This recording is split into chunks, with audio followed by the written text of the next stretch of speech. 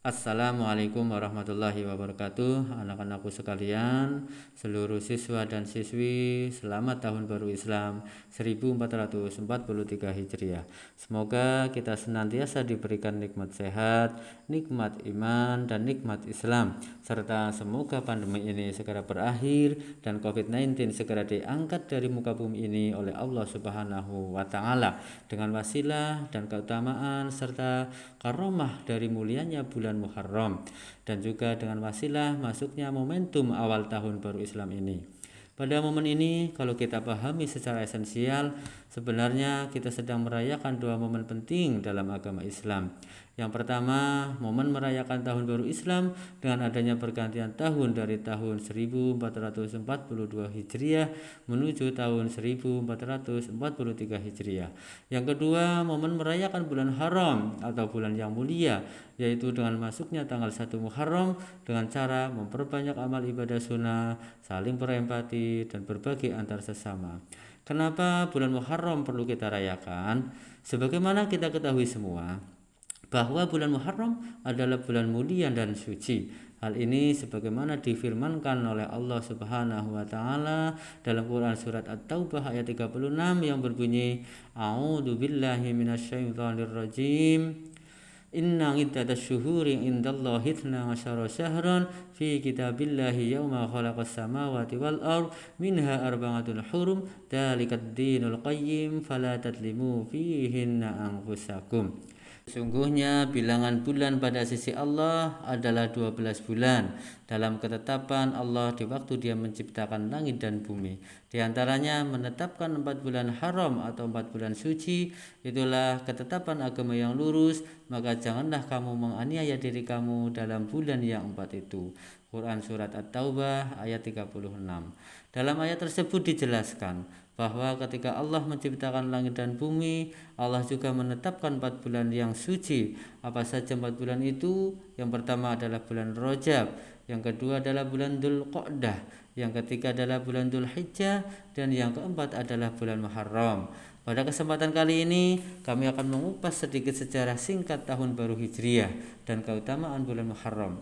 Karena kebetulan hari ini hari Selasa tanggal 10 Agustus 2021, kita masuk tepat di tanggal 1 bulan Muharram dan ditetapkan sebagai awal bulan di tahun Hijriah pada tahun 2021 ini. Sebelum kami sampaikan keistimewaan bulan Muharram, terlebih dahulu akan kami jelaskan berkaitan dengan Hijriah. Apa perbedaan antara Hijriah dengan Muharram? Hijriah adalah nama tahun yang dikaitkan dengan sebuah peristiwa migrasi atau hijrah yang kemudian dibakukan menjadi nama tahun dalam sistem kalender penanggalan Islam. Sedangkan Muharram adalah nama bulan yang mulia dan suci yang ditetapkan oleh Allah sebagaimana yang termaktub dalam Quran surat At-Taubah ayat 36. Baik, mari kita kupas satu persatu. Apa arti kata dari Hijriyah? Hijriyah secara etimologi atau secara bahasa berasal dari bahasa Arab yang merupakan isim masdar dari akar kata hajaro yuhajiru muhajaratan wa hijrotan. Kata ini berasal dari akar kata hajaro yahjuru hajron yang bermakna mufarraqah atau meninggalkan suatu tempat menuju tempat yang lain. Orang yang melakukan hijrah disebut dengan muhajir, yang artinya orang yang pindah, di mana pada waktu itu terjadi migrasi besar-besaran, akan tetapi dalam pelaksanaannya dilaksanakan secara bertahap yang dilakukan oleh Nabi dan para sahabat-sahabatnya, yaitu pindah dari kota Mekah ke Madinah. Perpindahan Nabi dan para sahabatnya disebabkan mendapatkan perlakuan intimidasi dan pemboikotan oleh kaum kafirin musyrikin di Mekah. Setelah Nabi secara terang-terangan dalam melakukan dakwahnya, hijrah Nabi dilakukan pada tanggal 2 Rabiul Awal pada tahun ke-13 dari kenabian, bertepatan dengan tanggal 20 Juli tahun 622 Masehi. Kemudian peristiwa hijrah ini ditetapkan sebagai permulaan awal dalam penghitungan dimulainya tahun Hijriah sebagai kalender Islam. Kemudian sejak kapan kalender Islam itu ditetapkan? Yaitu setelah Nabi wafat sekitar 6 tahun kemudian, tepatnya pada tahun ketiga masa pemerintahan Umar bin Khattab radhiyallahu anhu. Berawal dari usulan gubernur Basrah yaitu Abu Musa al-Asy'ari dan para pejabat pemerintah yang merasa kesulitan karena ketiadaan angka tahun. Berawal dari itulah kemudian Khalifah Umar menerbitkan kalender Islam setelah bermusyawarah dengan para sahabat terkemuka. Umar memutuskan bahwa awal kalender Islam dimulai dari tahun hijrahnya Rasulullah SAW yang diawali dengan bulan Muharram. Kenapa tidak bulan Rabiul Awal? Padahal Nabi hijrah pada bulan Rabiul Awal. Keputusan menjadikan bulan Muharram sebagai awal kalender tahun baru Islam berawal dari usulan dari sahabat Utsman bin Affan dan sahabat Ali, mengusulkan bulan Muharram dengan dasar pertama, sebab sejak dulu orang Arab menganggap Muharram adalah bulan pertama. Kemudian yang kedua, munculnya tekad untuk berhijrah ke Madinah pada bulan Muharram. Dan yang ketiga, umat Islam telah menyelesaikan ibadah haji pada bulan Dzulhijjah. Dan yang keempat, atas dasar pertimbangan bulan Muharram sebagai waktu kemenangan Muslim pada Baiat Aqobah II. Baiat itu menandai penyerahan kekuasaan istilamul hukmi dari kaum Ansor kepada Nabi Shallallahu Alaihi Wasallam.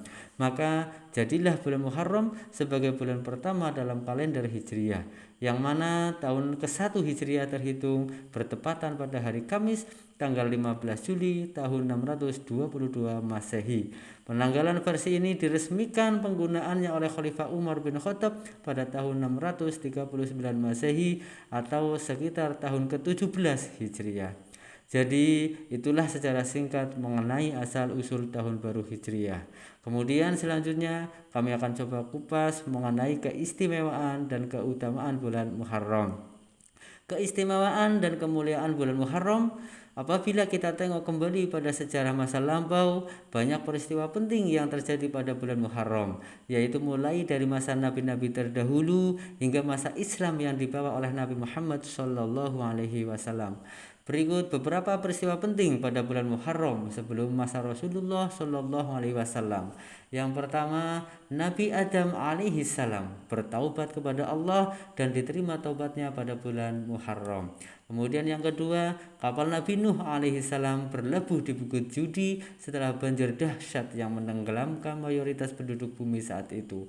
Selamatnya Nabi Ibrahim alaihi salam dari siksa api Raja Namrud terjadi pada bulan Muharram. Nabi Yusuf alaihissalam bebas dari penjara Mesir. Keluarnya Nabi Yunus alaihissalam dari perut ikan dengan selamat, yaitu terjadi pada bulan Muharram. Kemudian Allah menyembuhkan Nabi Ayub dari penyakit kulitnya, dan juga Allah menyelamatkan Nabi Musa alaihissalam dan pengikutnya dan menenggelamkan Fir'aun beserta bala tentaranya di Laut Merah. Kemudian sedangkan beberapa peristiwa penting yang terjadi pada bulan Muharram yang terjadi pada masa Nabi Muhammad SAW adalah pertama, pada Muharram 1 Hijriah muncul tekad hijrah ke Madinah setelah Dzulhijjah terjadi Baiat Aqobah II. Pada Muharram 7 Hijriah terjadi perang Khaybar dan dimenangkan oleh kaum muslimin. Dan yang ketiga, pada 1 Muharram 24 Hijriah Umar bin Khattab dimakamkan setelah syahid dibunuh oleh Abu Lu'lu'ah seorang Majusi. Kemudian yang keempat, pada 10 Muharram tahun 61 Hijriah terjadilah musibah besar. Husain, cucu Rasulullah SAW dan keluarganya dibunuh di Karbala. Demikianlah tadi beberapa peristiwa penting yang terjadi pada bulan Muharram dan pada zaman sebelum serta sesudah Rasulullah SAW. Kemudian bagaimana cara kita mengistimewakan dan memuliakan bulan Muharram?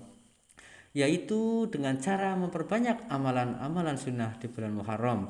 Berikut beberapa amalan-amalan yang soleh yang mengistimewakan bulan Muharram. Yang pertama, perbanyaklah puasa sunnah. Hal ini karena sesuai dengan hadis afdhalus syiyam ba'da Ramadan syahrullahil Muharram. Puasa yang paling utama setelah puasa Ramadan adalah puasa di bulan Muharram. Kemudian yang kedua, puasa Asyura. yakni puasa pada tanggal 10 Muharram. Ini adalah amal yang paling utama dan puasa yang terbaik di bulan Muharram yang keutamaannya bisa menghapus dosa setahun. Sebagaimana hadis yang diriwayatkan oleh Muslim, su'ilangan saumi yaum Asyura faqala yukaffirus sanatal madiyah. Rasulullah ditanya mengenai puasa Asyura. Beliau menjawab, "Ya, bisa menghapus dosa setahun yang lalu." Kemudian puasa yang ketiga yaitu puasa Tasu'a, yakni puasa pada tanggal 9 Muharram. Rasulullah Shallallahu Alaihi Wasallam berazam untuk mengerjakannya meskipun beliau tidak sempat menunaikan karena wafat sebelum waktu itu tiba. Lalu para sahabat menjalankan puasa Tasu'a sebagaimana keinginan Rasulullah Shallallahu Alaihi Wasallam. Kemudian amaliyah yang lain adalah membantu orang lain. Amalan sunnah berikutnya itu adalah memberikan kelapangan kepada keluarga, termasuk istri, anak-anak, fakir miskin, dan anak yatim di hari Asyura. Memberikan kelapangan ini maksudnya adalah membantu mereka dan menyenangkan hati mereka, bisa dengan cara buka bersama, memberikan hadiah, atau sejenisnya.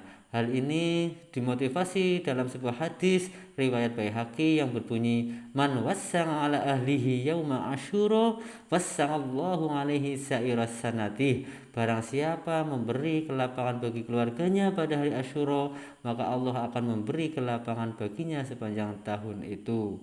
Demikian ulasan ringkas dari kami, semoga bermanfaat. Ada benarnya semata karena Allah dan ada salahnya murni dari kami.